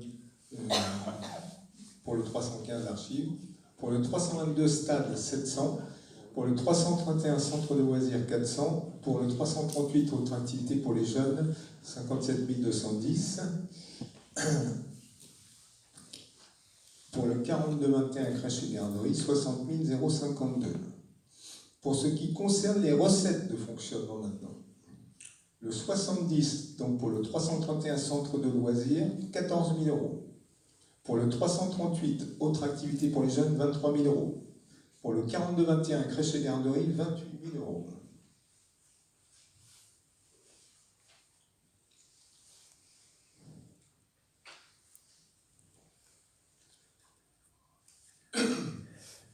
On revient à notre 011 parce qu'il y a d'autres fonctions. Donc la 42-28, autre action en faveur de la petite enfance. Donc pour le 011, charge intergénérale, 1600. La fonction 42-38, autre action en faveur des personnes âgées, 14 786,40. Pour le 511, espace vert urbain, 13 500. Pour le 512, éclairage public, 3 500. Pour le 551, parc privé de la collectivité, 800. 633, développement touristique, 500. Pour le chapitre 012, charges de personnel et frais assimilés. Pour la 42-28, autre action en faveur de la petite enfance, 16 182. Pour le 424, personnes en difficulté, 5 695. Ce qui nous fait un total dépense de fonctionnement pour la fonction 42-28, rotation en faveur de la petite enfance, 17 782. Pour la 42-38, d'autres actions en faveur des personnes âgées, 14 786,40. Pour la 424, personnes en difficulté, 5 695. Pour la 511, espace vert urbain, 13 500. Pour la 512, éclairage public, 3 500. Pour la 551, parc privé de la collectivité, 800. Pour la 633, développement touristique, 500. Pour ce qui concerne les recettes de fonctionnement pour ces mêmes fonctions, en 70 produits de services domaine, pour la section 511, espace vert urbain, 4320. Pour la 551, parc privé de la collectivité, 1400. Ce qui fait un total de recettes de fonctionnement pour la 511 de 4320 et de 1400 pour donc espace vert urbain. Et pour parc privé de la collectivité, 551, 1400.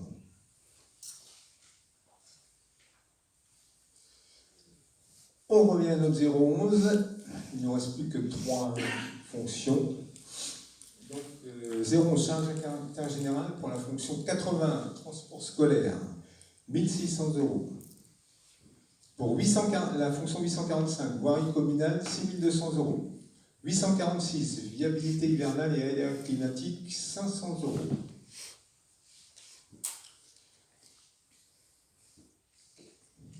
Ce qui nous fait un total de 1600 euros pour la 80 transport scolaire, 6200 pour 845 voirie communale et 800 pour la 846 viabilité hivernale, 500 euros.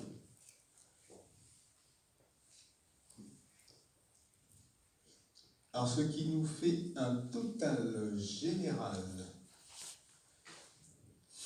pour ces fonctions, pour ce qui concerne le 011, en dépenses de fonctionnement, un total général pour le 011 de 780 169,75, 1 402 996 pour le 012, charges de personnel et frais assimilés, atténuation de produits, 91 809, autres charges de gestion courante, 142 758, charges financières, 51 727,58, charges spécifiques, 67 2500, 68 dotations d'amortissement, 193 200, virement à la section d'investissement, 191 543, ce qui fait un total de 2 857 647 72. Pour les recettes de fonctionnement, pour les 3 dernières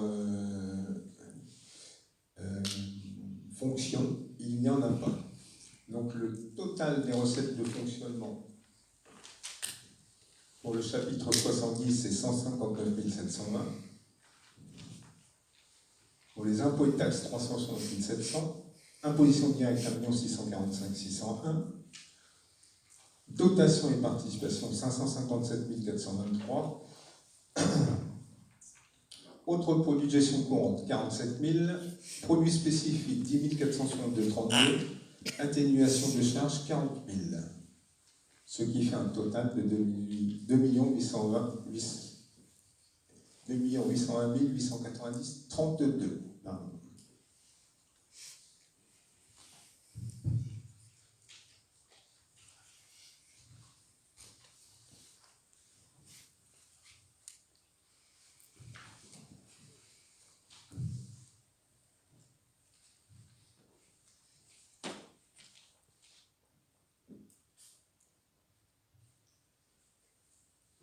Et voilà, je vous en prie.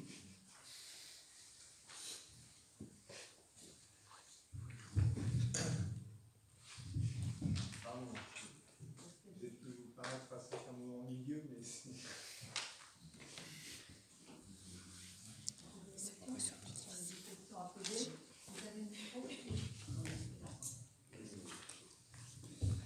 Alors, je ne vais pas rentrer dans tous les chiffres, je pense que vous m'en avez beaucoup.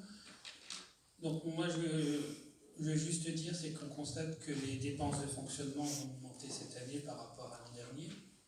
Donc vous parlez d'économie, mais on constate que l'année prochaine, enfin cette année, vous en ferez sans doute pas beaucoup. Ensuite, on voudrait également souligner... C'est votre interprétation. Oui. Je n'ai pas de boule de cristal. Non, mais je sais, c'est mon interprétation, donc c'est normal. Ensuite, toujours concernant les économies que l'on devait faire, je constate que pour les indemnités de maire adjoint, conseiller délégué, le crédit. Ah, ouais. Alors là, je vais... On va peut-être laisser terminer M. Bocchio. Oui, on laisse terminer M. Bocchio. Merci. On constate qu'au budget primitif 2022, il était inscrit 69 000 €. Il a été dépensé 74 000 €. Et cette année, vous remettez 75 000 €, alors que le nombre d'adjoints a diminué. Donc on voudrait savoir là où sont les économies. Alors que c'était bien ce qui avait été dit lorsqu'on avait voté l'année dernière à la suite de la démission de Nathalie. C'est ce qui nous avait été dit parce que nous ne l'avions pas voté et on nous avait reproché que c'était une économie. On constate que là, cette année, vous remettez 75 000 € alors qu'il y a moins d'adjoints. Voilà, c'est une interrogation. Vous parlez d'économie. Vous supposez qu'on s'est augmenté? Je n'ai pas supposé ça. Je vous demande tout simplement, c'est ce qui est écrit sur... Ce budget, est-ce que vous dépensez? L'année dernière, vous inscrivez 69 000 €.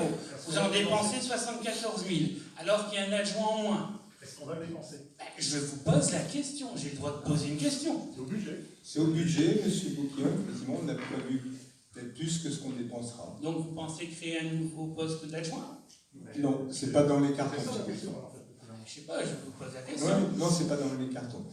Et on n'a pas le droit, vous savez qu'on n'a pas le droit de... On a baissé nos indemnités, vous ne l'avez pas dit quand on est arrivé en 2020, et on n'a pas le droit de les augmenter. Donc rassurez-vous. C'est juste une question. C'est juste une question. Voilà. Les 3,5 points On a le droit de poser la question. Oui, les fonctionnaires. C'est encore une fois, c'est un budget. Il n'est pas prévu un adjoint, c'est de remettre un poste d'adjoint. D'autres questions? Après, j'avais encore une question. Ça concernait l'école et le financement. Je vais redire ce que j'ai déjà dit. Alors, j'ai fait tous les calculs. J'ai repris toutes les subventions. Ah non, rigolez pas, monsieur Deblos, parce que j'ai bien pris les 500 000 € que vous nous aviez dit concernant la subvention de la MEL. Et donc, on arrive, pour nous, ce qu'on a trouvé, il reste quand même plus d'1 million à financer. On n'invente pas, C'est quoi ce million? Vous pouvez nous l'expliquer? Oui, je peux vous l'expliquer. Voilà. Donc, concernant le budget de l'école, on parle en hors taxe, puisque tous les travaux sont hors taxe. Il est à 5 millions 1. On Oui, a moi je parle en taxe parce qu'il faut les payer les 20%. Mais non, puisqu'après on nous les rembourse. Mais il faut dans quand le même les budget, payer les 20%. dans le budget. Voilà. Il faut les avancer, mais après l'État Il faut nous les les avoir. recette. Donc, Vous pouvez faire un pré-relais in fine, tout ça. Donc vous allez refaire un prêt, vous avez déjà eu du mal d'en faire. Non, non, vous allez en c'est faire pas un. de pré-relais, non, c'est Ça des. coûte rien.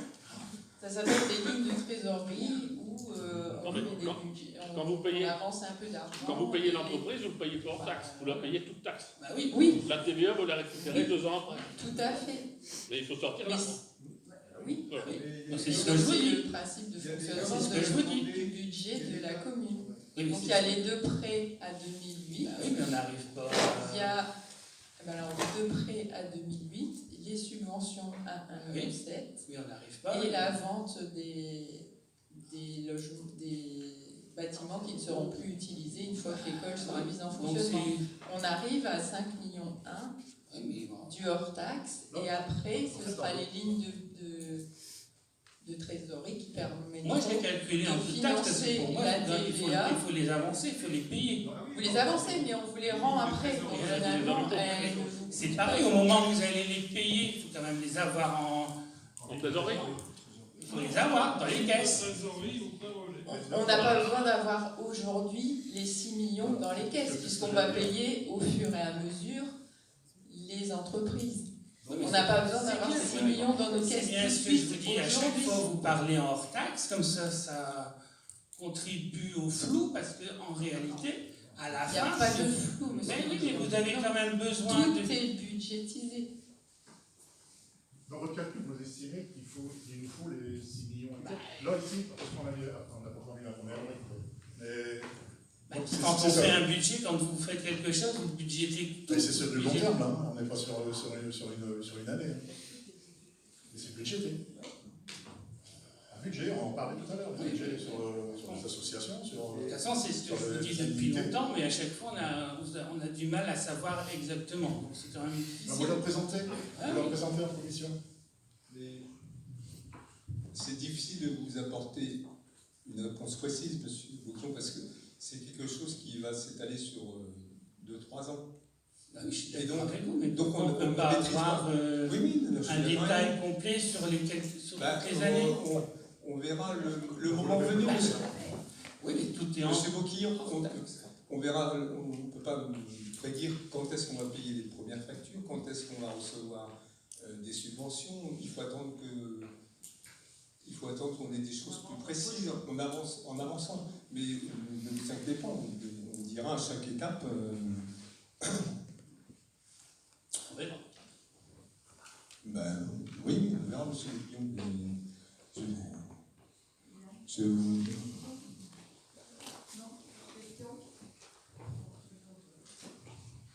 Donc je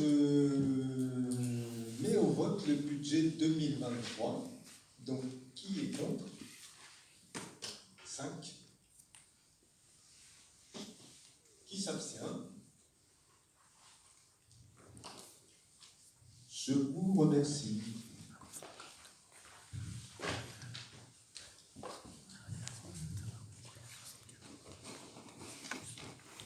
Alors, modification de la composition du conseil d'administration du CCAS. La délibération du conseil municipal du 7 décembre 2020 a désigné les membres du conseil d'administration du CCAS. Cette délibération doit être modifiée suite à la démission d'un membre du collège non élu du conseil d'administration. Il s'agit de Madame Pipe. La composition du collège des membres élus reste inchangée.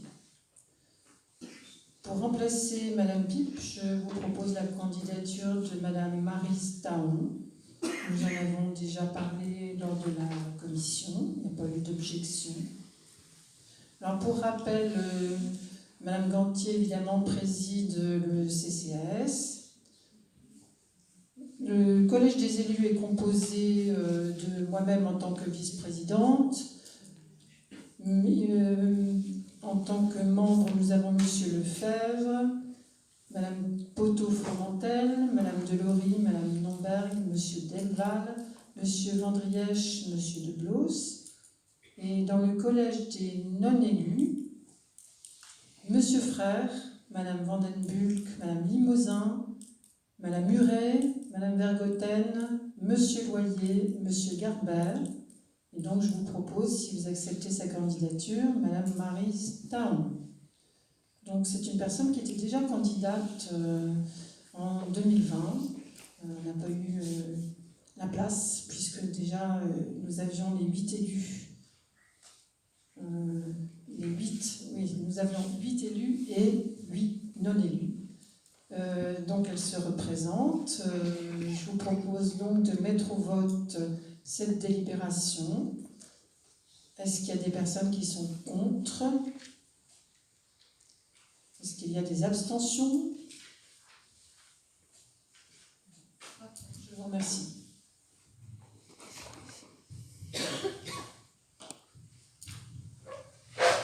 Bonsoir. Donc la délibération suivante concerne les activités extrascolaires communales été 2023. Donc la commune organise, comme tous les étés, un centre de loisirs, donc à destination des 3-13 ans, à compléter par une activité de camping et un accueil ado. Donc l'accueil de loisirs pour les 3-13 ans se déroulera à l'école Victor Hugo aux horaires habituels, rien n'est modifié par rapport à l'année dernière. Le tarif, nous avons décidé de reconduire le même tarif que pour les semaines de centre aéré des petites vacances. Les tarifs de garderie restent les mêmes que ceux pratiqués pendant le temps scolaire. Cette année, donc, le camping aura lieu à la base, au parc de nature et de loisirs Marcel Cabidu à Vingles, donc qui concerne les enfants âgés de 7 à 13 ans. On souligne qu'il faudra le brevet de natation pour les enfants participants puisque ce sont des activités nautiques qui ont été choisies. Le tarif, donc, nous avons décidé de faire le tarif deux fois une semaine pour la semaine de camping. Ensuite, donc, l'accueil ado complète cette offre. Donc, les ados à partir de 12 ans pourront bénéficier d'un programme d'activités variées. Donc, ce sera des activités à la carte cette année. Des activités seront proposées sur les après-midi. Et donc, les jeunes pourront s'inscrire à une activité, 2 activités. Enfin, ce sera à leur choix. Nous soulignons donc qu'ils utiliseront au maximum les transports en commun, donc il faudra qu'ils soient munis de leur carte passe-passe, sachant que les transports sont gratuits pour les habitants de la Melle et pour les moins de 18 ans, habitants de la Melle. Voilà, les tarifs de ces activités seront établis conformément à l'article que nous avions voté qui donne à Madame la maire le pouvoir de décider pour des sommes pas trop importantes des tarifs pratiqués. Je ne sais pas si vous avez des questions. Donc je passe au vote. Y a-t-il des contre? Non. Abstention? Merci.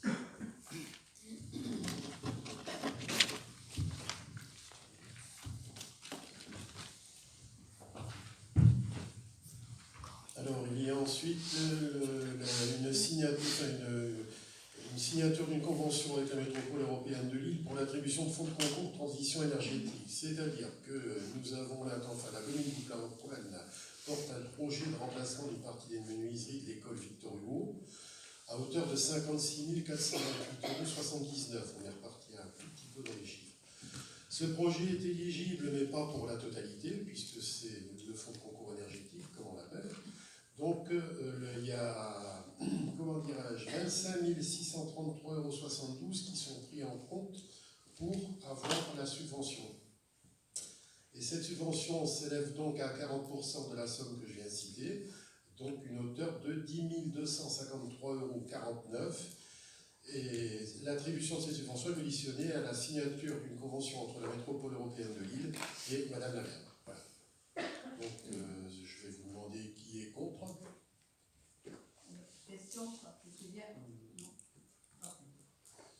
s'abstient? Je vous remercie.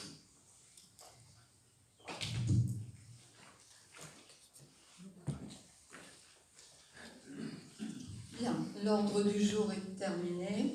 On va passer aux questions diverses. Alors, avant de démarrer la première question, je vais quand même faire une communication. Et je voulais revenir ce soir sur la réunion d'information du 14 mars présentant aux riverains le projet de construction dans la rue du Verbois et rue du 1er mai. Cette réunion, je tiens à le rappeler, n'avait aucun caractère obligatoire. Elle se voulait être une démarche de concertation, de transparence et d'échange. Malheureusement, celle-ci s'est transformée en règlement de compte politique avec des propos irrespectueux, outranciers et attaques ciblées à l'égard des élus de la majorité pour protéger des intérêts personnels. Cela a donné un spectacle désolant, attisé par certains membres de l'opposition, allant même à inciter au référendum et ainsi essayer de se faire connaître dans le village, non par des implications concrètes, mais par intérêt personnel. Pour terminer, je dirais que la majorité a eu le courage de faire cette réunion qui malheureusement n'a pas permis à ceux qui étaient intéressés par ce projet de poser des questions, de peur de se faire agresser par une petite poignée d'individus qui ne laissaient pas la place aux discussions. Voilà. Donc je vais laisser maintenant Monsieur Prats répondre à la première question du groupe pour un village uni et responsable.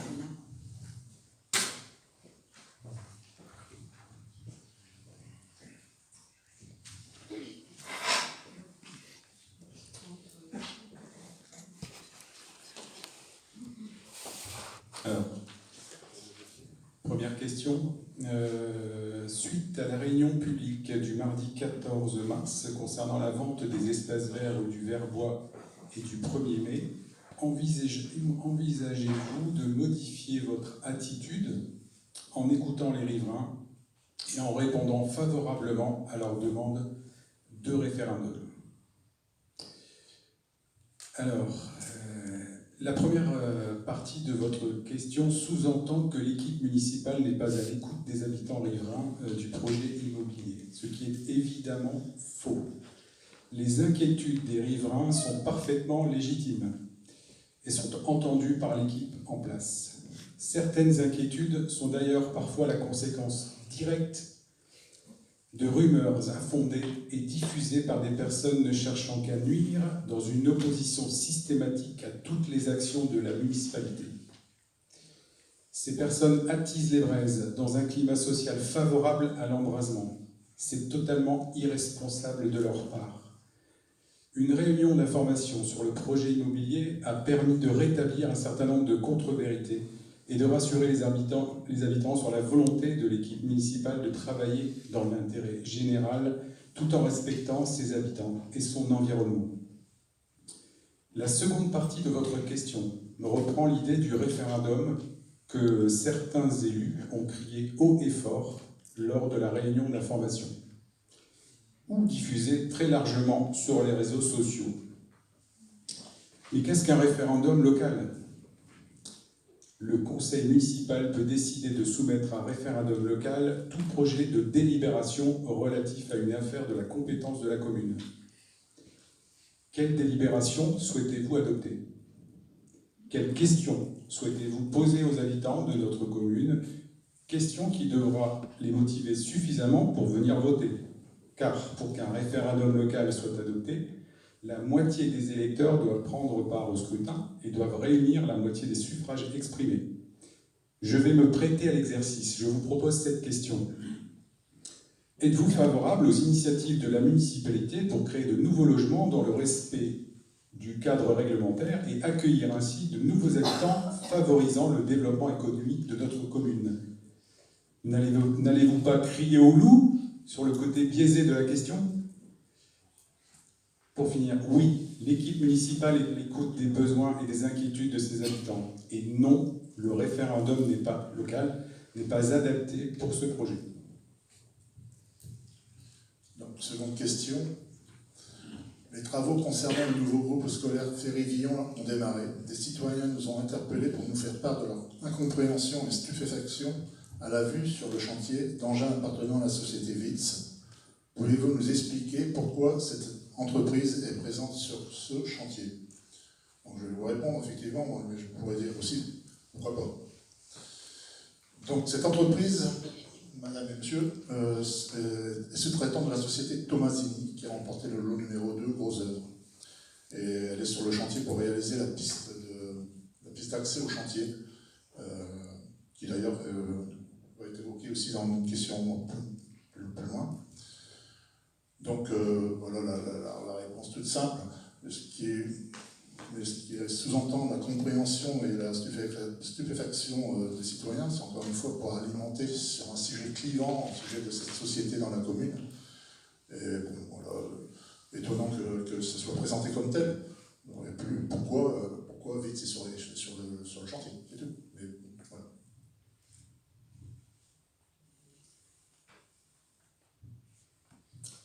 Donc la question numéro 3. Concernant toujours ce chantier, avez-vous eu l'accord du propriétaire et du locataire agricole pour l'occupation de ce terrain? Et comment se fait-il que le conseil municipal n'ait pas été saisi pour en délibérer? Alors, vous vous plaignez souvent du manque de considération des élus de la majorité à votre égard, mais que pensez de cette question? Elle sous-entend que nous sommes soit incompétents, soit hors la loi. Attendez, monsieur Bouquillon, est-ce qu'on a eu l'accord? Donc, je vais vous rassurer, le chantier n'occupe pas illégalement de terrain, nous avons bien eu l'accord de la propriétaire, tout a été fait dans le respect de la loi, et nous n'avions pas besoin de délibérer de ce sujet. Si c'était une de vos préoccupations, on aurait pu l'évoquer lors de nos réunions plénières, où nous évoquons le chantier de l'école, où vous étiez présent. Bien, donc la question 4.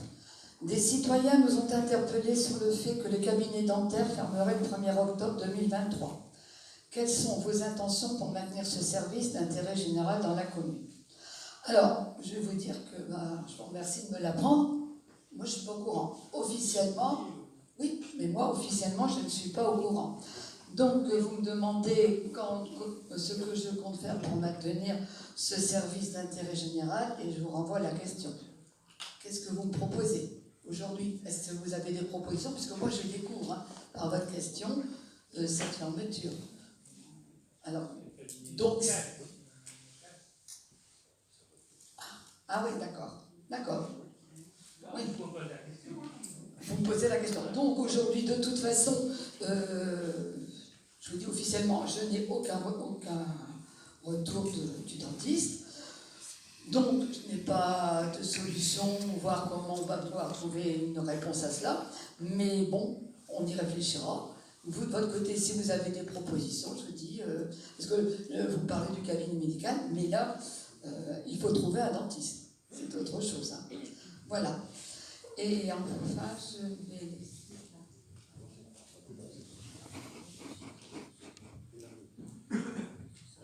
Question numéro 5, c'est a priori la MEL ne ramasserait plus le verre à domicile. Quels sont les endroits prévus dans la commune afin de permettre aux habitants et personnes âgées de déposer leur verre? Bon, enfin, pour moi, les habitants et les personnes âgées, c'est tous les deux des habitants. Enfin, bon, le détail est quand même préoccupant. Ce que je voulais dire par là, c'est que cette année, il y a des communes de la CCHD qui vont être équipées de ces bornes d'apport volontaire. La CCHD, c'est la communauté de communes de l'ancienne communauté de communes. Donc cette année, ce sont ces communes-là qui vont être éligibles et qui sont éligibles à ce genre de container. Maintenant, en ce qui nous concerne, cette semaine, une fois encore, j'ai eu une réunion justement à ce sujet, à la MEL, et je pense que nous, on est prévu pour 2024, mais très probablement fin 2024, parce que c'est à partir de 2024, et ce n'est pas nous qui sommes prioritaires dans ce sujet-là. Maintenant, pour vous dire où les placer, aujourd'hui, je suis incapable de vous répondre. Pourquoi? Parce que je ne sais pas combien j'aurai de cave. Où les mettre, là je pense que ça va être une réflexion et puis il faudra chercher des endroits suivant le nombre qui permettront de déposer ces bornes de manière à ce que tout le monde puisse y accéder facilement parce qu'il faut une place de parking, on ne peut pas mettre une baffe n'importe où et puis les faire arrêter les voitures sur le bord de la route.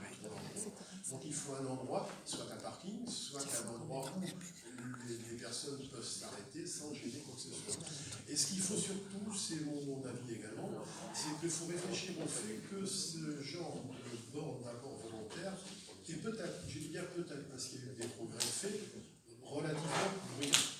Voilà, donc il faut faire très attention. On demandera, toutes ces questions seront posées au niveau de la MEL, on ira voir ce qui existe aujourd'hui, on ira voir ce qu'ils pensent nous mettre demain, et on posera toutes les questions qu'il faut. Et de toutes les façons, déjà, il faut savoir que c'est la MEL qui propose quelques emplacements. Et après, nous, on dispose des emplacements. C'est-à-dire que si on n'est pas d'accord sur un emplacement ou un autre emplacement, on peut le changer et on peut demander à le modifier. Aujourd'hui, je ne peux répondre que ça.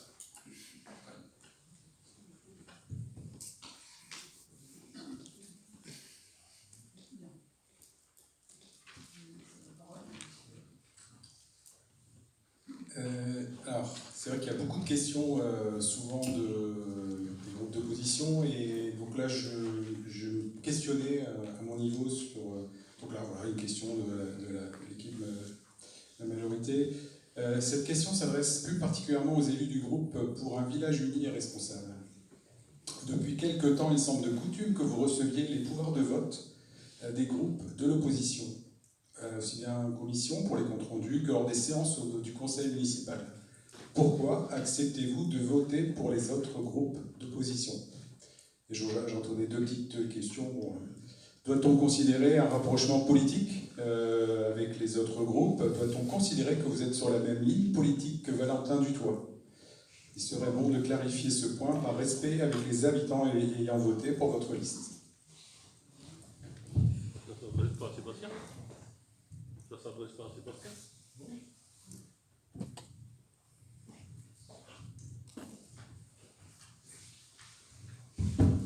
Je vais vous répondre, je ne vois pas en quoi, parce que j'ai pris une fois la procuration de Valentin Dutoit en fin de séance, que je me rapproche de lui et que j'adhère aux idées politiques de son mouvement. Je ne vois pas en quoi vous pouvez dire ça, parce qu'il n'y a aucune de nos actions qui peuvent me marquer qu'on est proche du mouvement de Valentin Dutoit. Donc je ne vois pas quel est le rapport de votre question. Deuxième temps, je ne vois pas parce qu'on discute avec le groupe de M. Crespel, on n'a pas le droit. C'est interdit. C'est une question. C'est interdit, on n'a pas le droit de discuter avec eux. J'ai simplement à dire qu'il y a à peu près un an, vous m'avez posé la même question. Si Valentin Dutoit faisait partie de notre équipe, vous m'avez posé la question. Oui, je vous ai posé la question parce que je pense. Voilà. Mais aller jusqu'aux idées politiques, je pense que là, c'est quand même. Il faut y aller quand même, hein, parce que je ne vois pas en quoi notre action, que ce soit Mme Nombert ou moi, est qu'il y a un quelconque rapprochement avec le mouvement politique de M. Dutoit. C'est une question. Comme vos questions, voilà, on se pose également des questions. Et là, je pense que c'est un amalgame. Non, c'est une question. Si, c'est un amalgame. Là, non, là, c'est un amalgame et je ne pense pas que ce soit très correct. Mais bon, ni une question qui a lieu dans un conseil municipal, parce que je ne vois pas en quoi nous, on est proche des idées du Rassemblement national, puisque c'est ça que vous voulez dire. Je pense qu'il faudra poser la question à M. Valentin Dutoit, comme ça vous aurez la réponse. Exactement. Oui, voilà. Quand il sera là. Oui, mais il fallait poser la question lorsqu'il est là. Posez-lui la question, est-ce qu'il y a un rapprochement entre nous et puis lui? Comme. Voilà. Mais je ne vois pas en quoi, parce qu'on discute en commission ou parce qu'on discute hors commission, montre qu'on se rapproche de Jean ou de Valentin Dutoit. C'est pas ce qui a été dit, c'est une question, oui, monsieur. La question, en plus, avec le Rassemblement national, je pense qu'il faut quand même faire attention. Non, mais on pose une question non, mais comme vous posez des questions. Vous dites pas le nom du parti, mais on sait très bien que c'est ça. Donc arrêtez. Mais enfin, Valentin Dutoit, il a déjà donné une procuration à la majorité, on n'a jamais fait de commentaire. commentaire. Mais c'est pas un commentaire. C'est quoi le problème? C'est clair, Alors, c'est pas un commentaire, c'est une alors, question. pourquoi aller dire Ça t'est voilà. Et puis, ouais, la dernière fois, et je vous signale que l'année dernière, il avait donné une procuration à votre équipe, donc je pourrais en dire autant. Vous êtes vous rapproché du Rassemblement National. C'est pour ça que vous l'avez dit. Mais vous m'avez posé la question à ce moment-là. Mais parlez pas de Rassemblement National, on parle de tendance. Arrêtez. Tendance. Il n'y a pas d'élection.